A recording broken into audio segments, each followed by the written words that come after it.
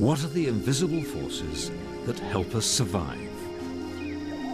From a split-second response when faced with danger, or a baby's inborn ability to reject potentially harmful food, to the huge risks we'll take when confronted by desperate situations.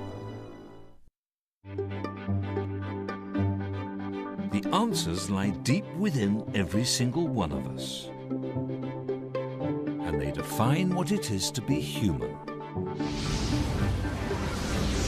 This is the story of our extraordinary instincts and why we behave the way we do. And our journey begins not here in our crowded modern world, but here in the vast wilderness of the African savannah.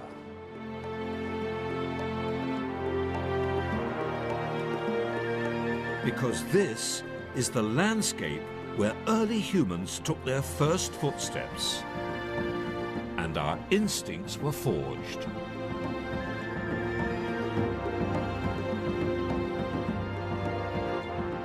I want to explore what it means to be human, because even after a lifetime studying the body, I only understand part of the human story. This is a pioneering journey. For the first time ever, we're beginning to comprehend the foundations of behavior, our human instincts.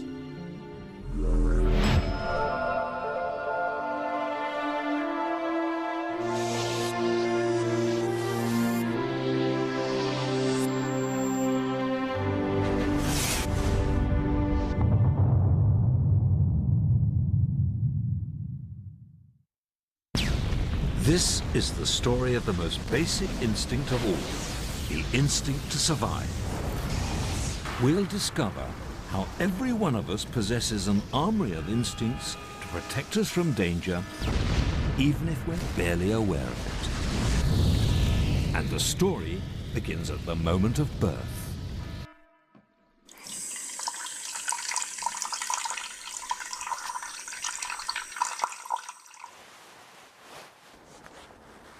Over the last 40 years, I've been present at literally thousands of births, and it's always an intensely moving experience to see the beginnings of life. But I don't think I've ever assisted at a delivery like this before.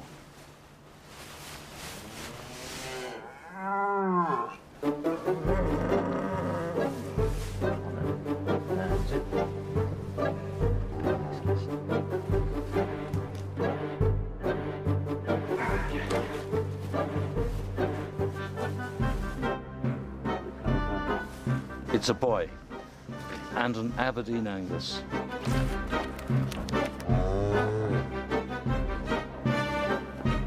Like every living creature, he's born with a pre-programmed set of instincts. Some will only be revealed as he matures, but even at the moment of birth, they're all in place, waiting to be called upon to help him cope with the trials of life.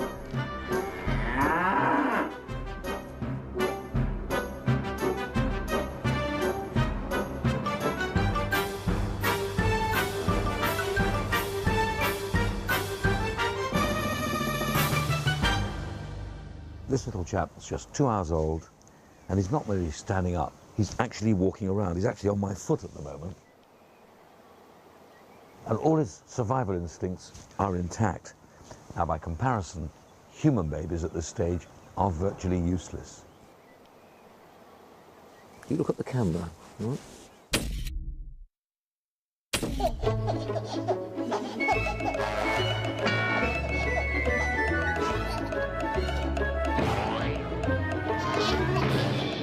Even at 6 months, these babies can't survive on their own. They can't even sit upright. Of all the mammals, we produce the most helpless of babies. And that's all because 2 million years ago, our early ancestors stood up and walked. As a result, the female pelvis grew narrower, but the human brain also grew significantly in size.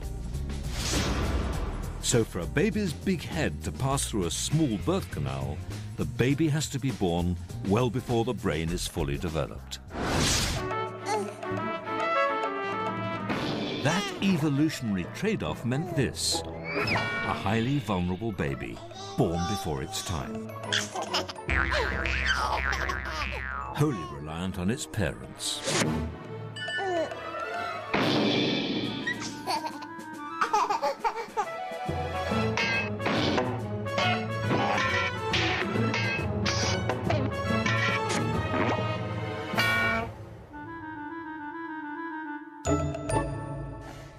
So how does a baby survive? It has one key instinct: to get noticed at all costs.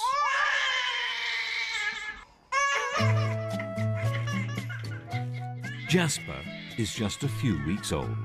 Like all newborn babies, he's using the one powerful weapon he has in his limited armory.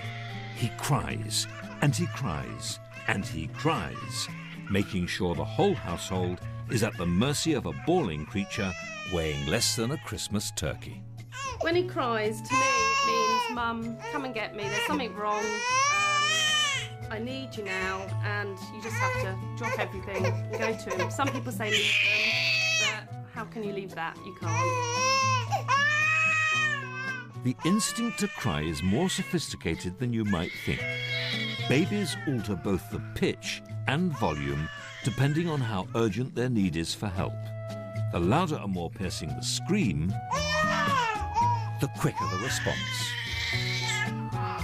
I never ever imagined how loud a baby could scream. You read books, you hear about screaming babies, but until you've got one and it's there and it's in your ear, sound is like nothing else. And there's a rule that unites all birds and mammals. The more needy the baby, the louder the sound it produces.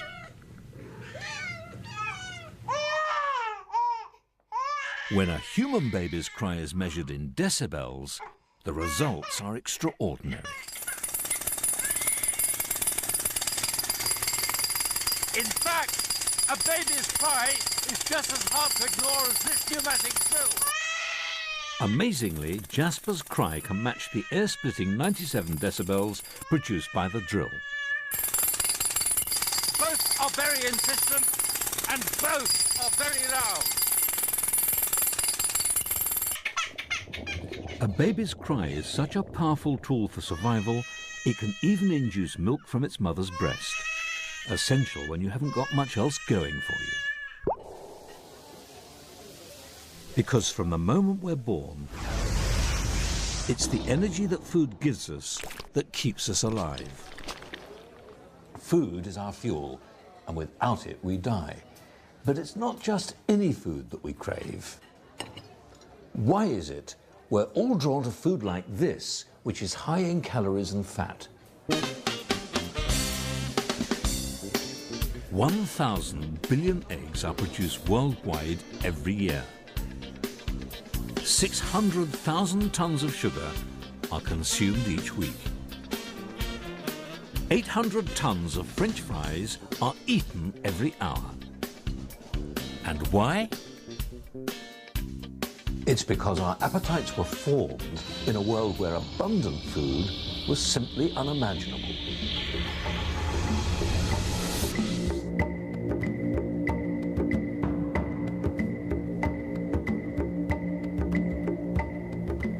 For millions of years, food of any sort was hard to come by.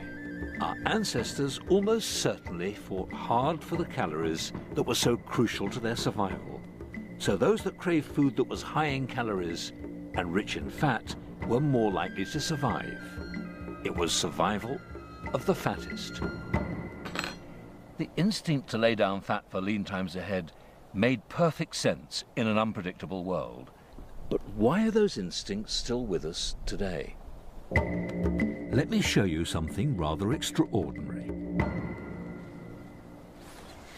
This ribbon is going to represent the amount of time that's passed since the human story really began.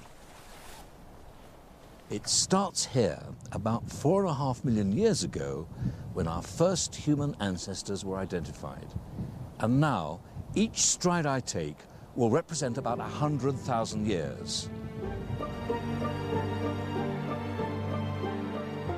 As I walk through time to the present day, I'm passing thousands of generations of early humans who struggled to survive in this barren landscape. Those of them who craved calorie-rich food lived and passed on their genes to their children. Those who didn't died.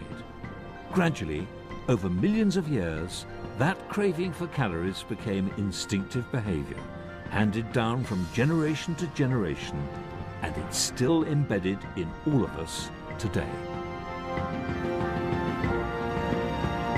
And this flag, just 10 centimeters from the end of the ribbon, is the distance in time, 10,000 years, since humans first started cultivating crops.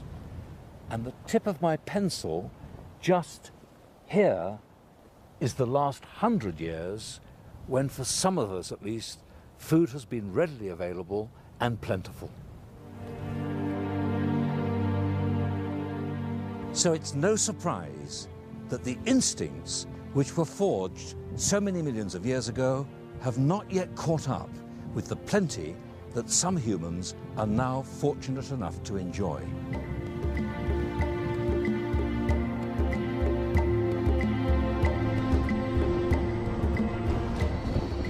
I always thought that I craved fatty food like this because I was greedy. So it's a comfort to discover that I'm simply a product of millions of years of evolution, a descendant from a time when greed really was good. Delicious. The instinct to have the right type of food is very powerful. We know what to eat even in the most unfamiliar landscape. Ken Wilson's instincts to find nourishment were tested to the limit when a trip to Mexico went disastrously wrong. He was visiting a ruin in the jungle and took a wrong path, one that nearly led to his death. After days alone, Ken was desperately hungry. He was deep in the jungle, surrounded by unknown plants and animals, but he sensed which food would keep him